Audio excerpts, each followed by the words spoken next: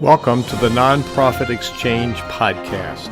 Stories by leaders for leaders to help you raise the bar on your own excellence, to release the potential inside of you. Now, here's today's podcast. This is Hugh Ballou back for a new episode of the Nonprofit Exchange. Sheri Chaney Jones is my guest today, and she found me. And I said, wow, this is a great story. We need to let her tell her story. So welcome, Sheri, to the Nonprofit Exchange, and tell people a little bit about who you are and the work you do and why you do this work. Thanks, Hugh. Thanks for having me on your show today. I'm absolutely grateful to be here. So I'm Sheri Chaney Jones. I am an impact measurement expert, which I never in a million years thought would be something I would describe myself as. But I have spent the past 20 years helping nonprofit leaders become impact-centric organizations, having high-performing measurement cultures where they're using data aligned with their mission to help them change lives and change circumstances. And how I got here is I actually decided to, I studied industrial and organizational psychology when I was a student. And I was always fascinated about how we predict performance. So as a young person, I had dyslexia and, we had to take all those tests. And I always thought, these tests don't reflect who I am or what I believed my aptitude was. And I just got fascinated with how we use data to predict performance. And so I went into a profession thinking I was going to design selection tests for a living. But luckily for me, my very first job out of graduate school was helping people with severe and persistent mental illness find work. So using everything I knew about people and organization fit and data and prediction, but then into the social sector and the nonprofit sector. And so that's when I made a giant pivot and spent the past 20 years working with, I was in government for 10 years as a government funder, helping nonprofits and government, like evaluating how well we were measuring impact, and then using that same data to go raise more money from the feds or policymakers. And then in 2010, I launched my first company, Measurement Resources Company, which is an organizational development and research firm helping nonprofits measure their own impact, and just have fallen in love with the sector and helping everyone use data to tell their stories. And we'll talk about all the great reasons why they want to do that. And then just to highlight, in 2018, I launched another company, SureImpact, which is a technology platform that automates this for nonprofits. Wow. We talk about impact, but it's kind of a nuisance to have to deal with it. And actually, money has ears. And if we want to get funders, we have to really measure impact. And especially if you get a grant, they want to know what the impact of that grant funding is. So it's kind of a daunting topic. And I imagine some people push back, no, we got to help people. We don't have time to do this.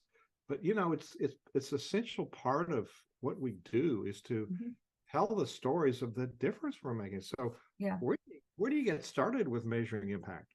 Yeah, I know it's daunting, and the majority of the listeners probably did not go into the nonprofit sector because they loved math and statistics and data and numbers, right?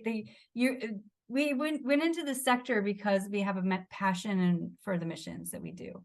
And so what I like to ask nonprofit leaders that are like, okay, I know I need to measure my impact because we have research now that shows that organizations who are able to tell their story with data, improve how they're changing lives and changing circumstances, raise more money.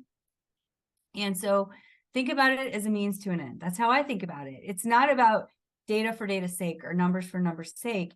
You're doing this for two reasons. One, it's because it will help you raise more money for your mission. No money, no mission. So we need that. And secondly, it will ensure that you're actually creating the change in lives and changing circumstances that you want. And I don't want to start with a negative story, but I'm going to. And that is that part of my passion and why I do what I do is because right out of my first job working for the Franklin County Domestic and Juvenile Courts, I found that we were making kids worse. Now, we didn't want to make kids worse. We, like everybody in they were wonderful people with wonderful hearts that wanted to do really great work for young people. But unfortunately, there was something wrong in our program design that we didn't recognize. We thought we were doing good, but we weren't. And had we not had leadership that was willing to say, let's make sure we're measuring our impact. Let's make sure that we are truly changing these kids' lives. 20 years later, Hugh, we could still be making generations of kids worse. But because we were willing to measure our impact, we learned, we probably should do this a little differently. And we were able to pivot the program so that we did have a more effective program. Wow. So my brain's just going all over the place. We get pushback. I work with nonprofit leaders too, and I think part of when people push back on something is they don't really understand the value of it. Mm-hmm. And what you made a good, strong case that yes, funders are going to look at those numbers, but we can't get board members. Maybe we're not telling them the story of the impact that Mm-hmm. we're. Yeah. People donating their time is a much bigger deal than people donating money. Yeah. So talk about some of the strategies. So you're gathering data, and that just, we're a lot of us who are leaders are people. We like people. We want to work with people. This data thing seems cold and hard. Yeah. Enlighten me. How do we learn the data, and how does that help us do our job? Sure. So I always like to make data feel more personable, because we are people, right? And how I like to start out is ask nonprofit leaders 3 questions 5 times. I call this the 5 whys exercise. And I'm sure you've done this root cause analysis. I've kind of got my own spin on it. And that is to ask a nonprofit leader why you do what you do. And not personally, but why does the organization do what it does? And answer that 5 times. Then the second one is, why do your funders fund you? And answer that 5 times. And why do your participants or those that partner with you want to work with you? What do they hope to accomplish? And answer that 5 times. Now, we're not talking about data yet. We're just talking about your why, your organization's whys. And what's fascinating with the nonprofit sector is that you'll learn that often your participants' whys, your funders' whys, and your mission, your organization's whys, aren't always the same. Because maybe if you're a government funder, you want to save taxpayer dollars. You're looking to keep people in a lower cost, but tax. Like when I was in the juvenile courts, our whole mission was to keep kids out of the juvenile justice system. Did we care about kids? Yes, absolutely we did. But we also had a charge to make sure we were very good stewards of taxpayer dollars. So that's what we were looking at, was, do you keep our kids out of our system so we don't have to pay for them? But the kids themselves, what do they want to do when they engage with a nonprofit? They want a fun place to be where they feel loved and accepted and, are engaged and their cultural needs are met.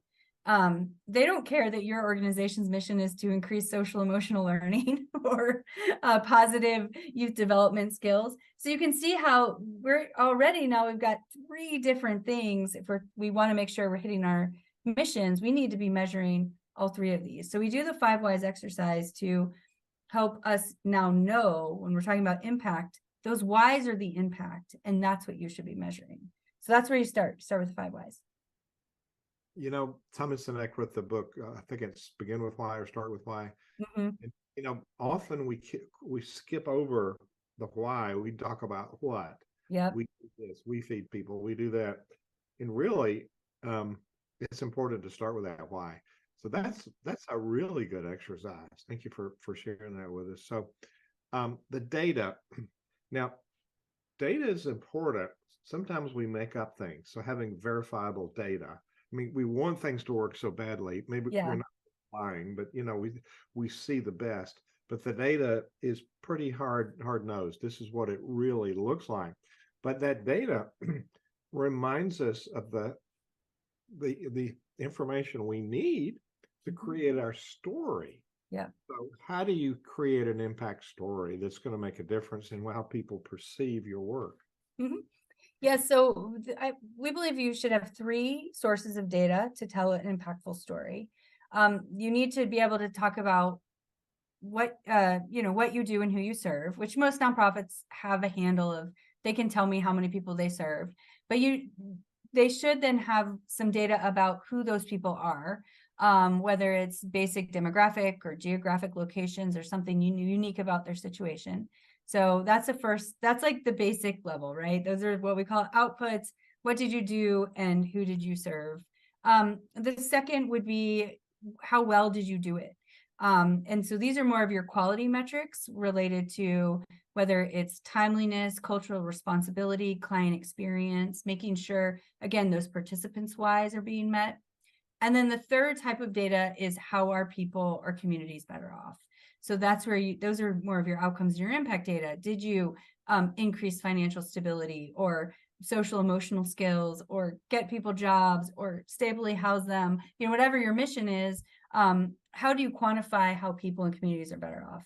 So when you have those 3 types of data, what did you do, who did you do it for, how well did you do it, and how people are better off, now we can put together a very powerful impact statement when talking to donors and funders. So when you're talking to nonprofits, who are you speaking with? The leader, the clergy, the executive director, the president? Who are you speaking with? Who am I speaking? Well, impact measurement is a team sport,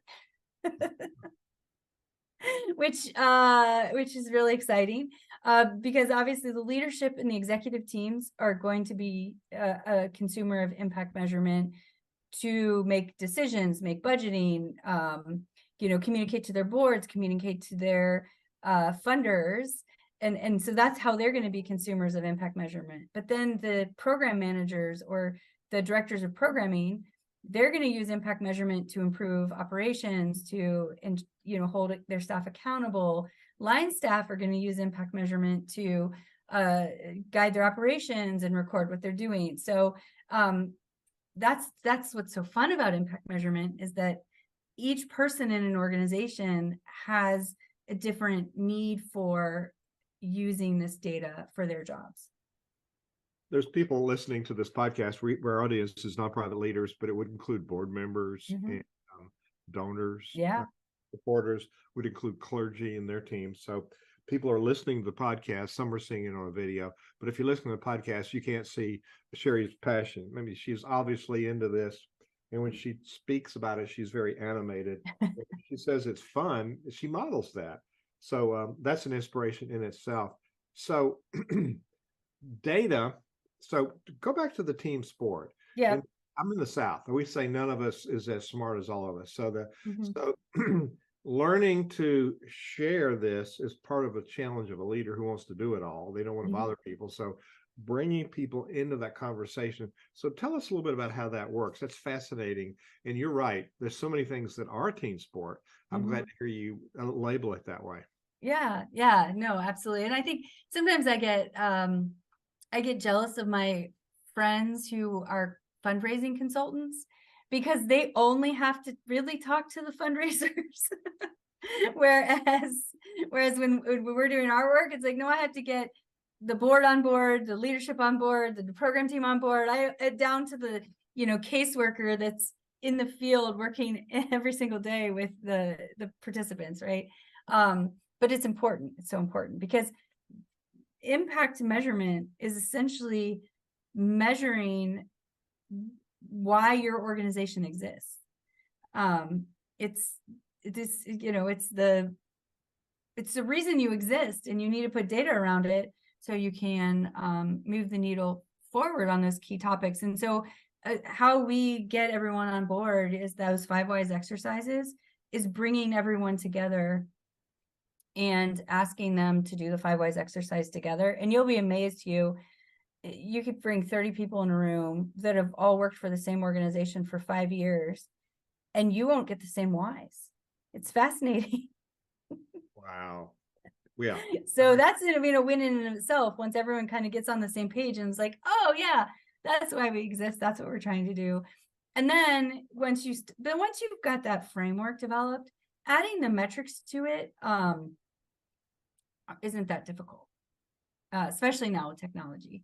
And so now you're just kind of, this is how we're going to record it so that we can analyze it to tell our story. Well, and it would seem to me there'd be a challenge on what is it that you're going to measure, excuse me. Mhm. What are you going to measure, and does it matter? So speak about, what are you measuring, and specifically, I know we've talked about impact, and I'm a little, consider my age and mental condition, go over that a little more detail. What are we going to measure and why?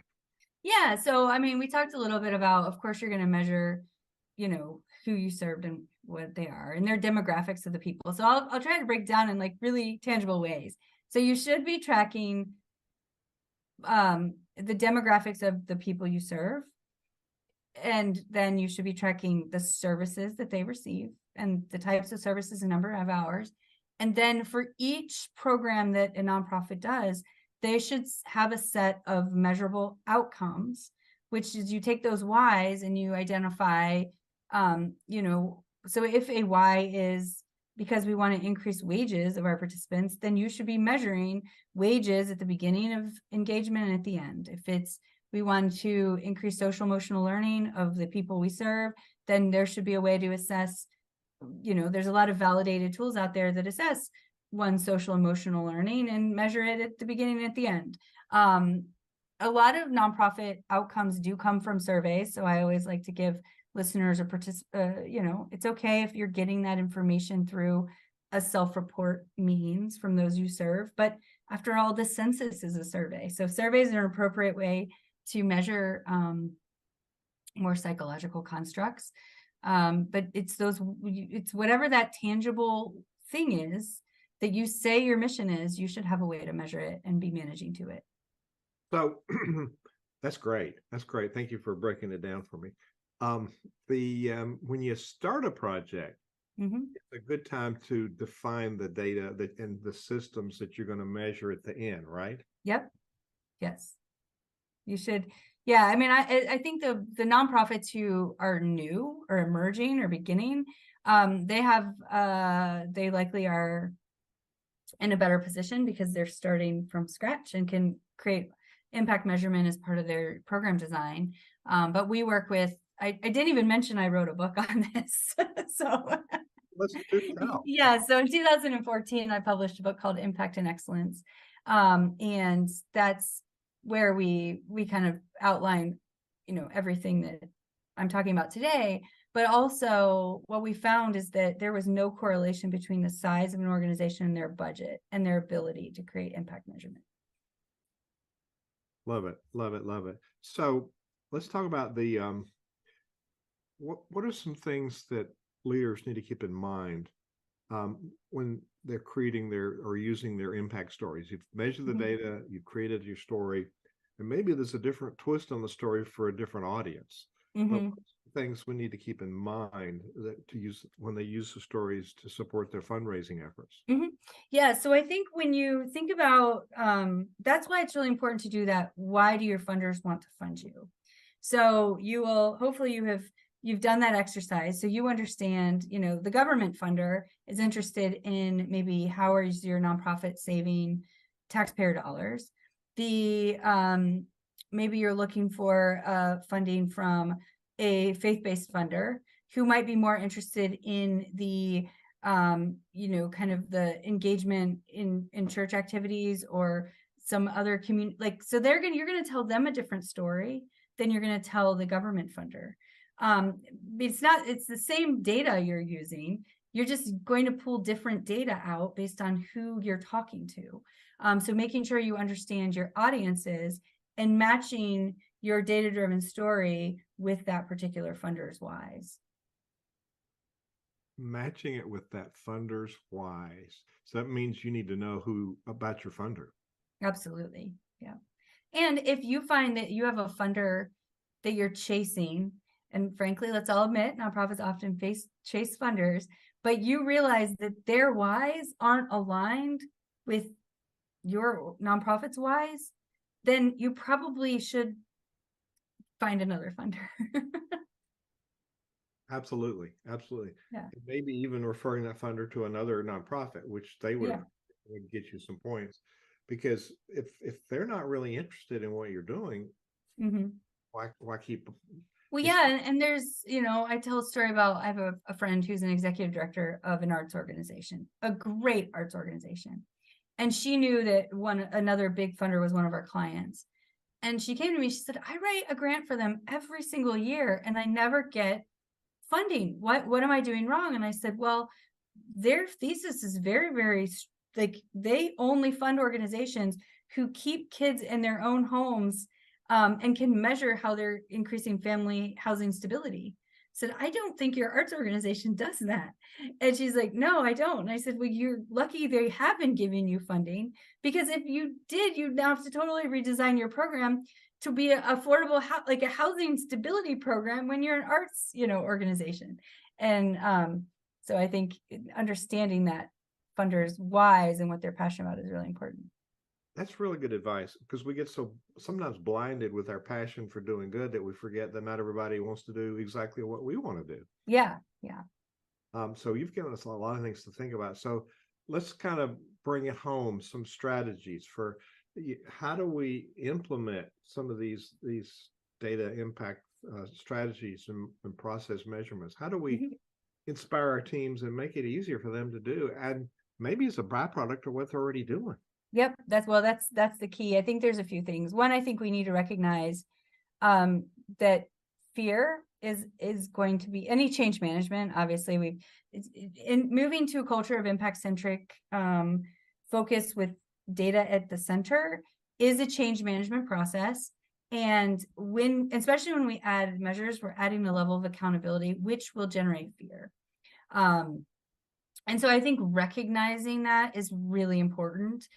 So in your change management process, as you're moving to create these cultures, you kind of call it, if you're the leader and you're initiating this, like, call it out and say, like, I understand that you might not want to say the word fear, but I understand that measuring this type of information is new to us as a culture, as a staff, and we're using this data for continuous improvement and continuous learning.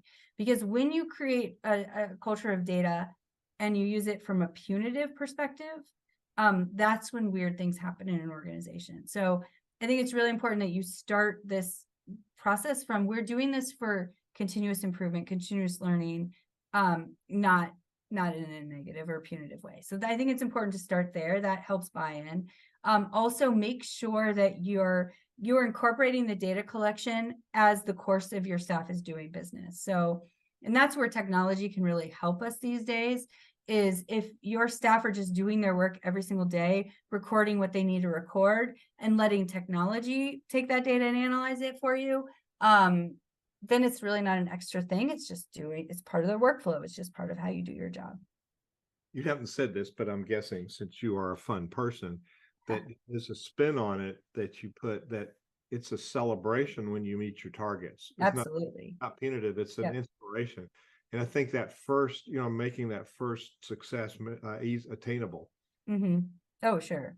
Would change the whole picture. So you mentioned a book. So I'm gonna tell people about your website. So the website is SureImpact.net. SureImpact. And I'm gonna go .com. SureImpact.com. Oh, excuse me. Yeah.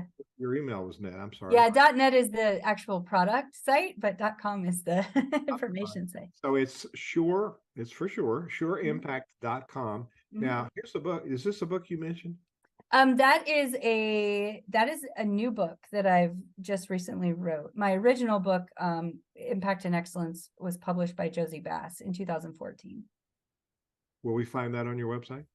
You might not even find that on this website. It's a secret. Okay, but here's a free book. Yes, so that's a free book. Should people want to do this step-by-step guide for leveraging technology to track, measure, and communicate your unique, that's a good word, impact? Why should people get that? Well, because that is basically, we know that impact measurement is daunting for most nonprofit leaders. And this is, like it says, the step-by-step guide, everything you need to do. And also learn how in 2023 or 4, whenever you're listening to this, we're in an amazing time in history where we can have technology, affordable and easy to use technology to help us have our impact measurement data at our fingertips. And we'll talk a lot about how the role of technology in creating an impact measurement culture. You got somebody in Sheri that loves to do this. If you could see in her face. So what else will people find when they go to your website? So when you go to our website, you will see, if you go to our resources page, we love education and training. So in addition to the guide you already mentioned, we have videos, we have webinars, we have a blog. So we love to educate our audience on impact measurement because we know it's new, but it is the wave of the future, and it's a secret sauce to raising more money and creating real and lasting social change. You'll also learn a lot about the SureImpact platform. We've got interactive demos and tours that will help you see how SureImpact can help you quickly and easily create a measurement culture within your organization. There's a tour here. Watch now, and you can put your name in, and that it's a two-way conversation. Some people are afraid to put their emails in, but I bet you're going to be respectful and not spam people, right? Nope. We just want to stay in touch if they have questions about impact measurement. Well, you made this fun, and the time just has flown by. We try to keep these at about this limit. And so before we stop here, is there some challenge or thought you want to leave with people today?